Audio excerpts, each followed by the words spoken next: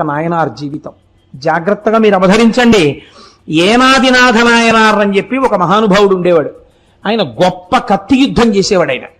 ఆయన దగ్గర కత్తి యుద్ధం రాజులు కూడా నేర్చుకున్నారు. ఆయన కత్తి యుద్ధం నేర్పడం ఒక్కటే ఆయన వృత్తి. నేర్పి వచ్చిన ద్రవ్యంతో ఆయన అందరికీ భోజనాలు పెడుతుండేవాడు. ఇలాంటి ఏనాదినాథ నాయనార్ ఎప్పుడూ విభూతి పుండ్రములను పెట్టుకుని ఒళ్ళంతా విభూతి రాసుకుని ఉండేవాడు. ఆయన యొక్క కీర్తి ప్రతిష్టలు విని అతిశూరుడు అనబడేటటువంటి వేరొక ఆయనకి కోపం వచ్చింది. కోపం వచ్చి ఒక రోజు ఈయన శివపూజ చేసుకుంటుంటే ఇంటి ముందు నిలబడి, నువ్వు బయటికి రారా, నువ్వో నేనో తేలిపోవాలన్నాడు అనుచరులతో వచ్చి. ఈయన దగ్గర కత్తి యుద్ధం నేర్చుకునే వాళ్ళు ఉన్నారు. రెండు వర్గాల వాళ్ళు కలియబడ్డారు. ఈయన ఏనాదినాథ నాయనార్ కత్తి పట్టుకుంటే ఎదురుగుండా ఎవరు నిలబడలేరు. అందరినీ దురుమాడుతున్నాడు. అందరి తలకాయలు తెగిపోతున్నాయి. చూశాడు అతిశూరుడన్న ఆయన.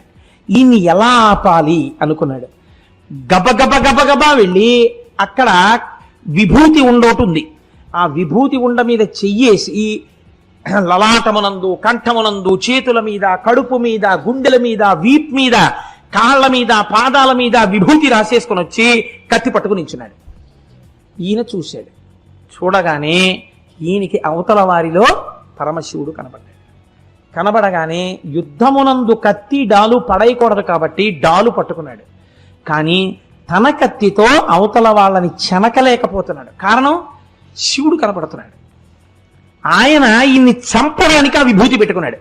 పెట్టుకుని ఇప్పుడు ఆయన కత్తి తీసి డాలు అడ్డు పెట్టుకోలేనప్పుడల్లా యానాది నాయనార్ని కత్తితో ప్రహారం చేస్తున్నాడు. చెయ్యి తెగిపోతోంది, కాళ్ళు తెగిపోతున్నాయి, తొడలు తెగిపోతున్నాయి, పొట్ట తెగిపోతోంది, నెత్తురు వరదలై ప్రవహిస్తోంది. ఒక్క ప్రహారం ఈయన చేయట్లేదు.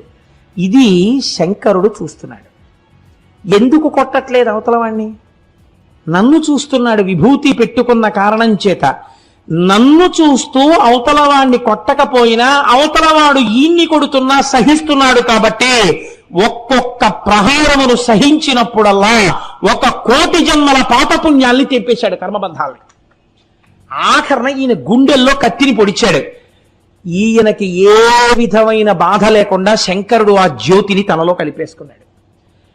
కేవలం విభూతి పెట్టుకున్న వ్యక్తితో కత్తి యుద్ధం చెయ్యకుండా తాను మరణించిన కారణానికి యానాదినాథ నాయనార్ శివుడిలో ఐక్యమైపోయాడు. ఇది మీరు మామూలుగా చదివారనుకోండి, ఈ నాయనార్ చరిత్ర ఏమిటండి ఇలా ఉందనిపిస్తుంది. మీరు భస్మ మాహాత్మ్యమును సరిగ్గా అర్థం చేసుకుని చదివారనుకోండి, మీకు అర్థమవుతుంది.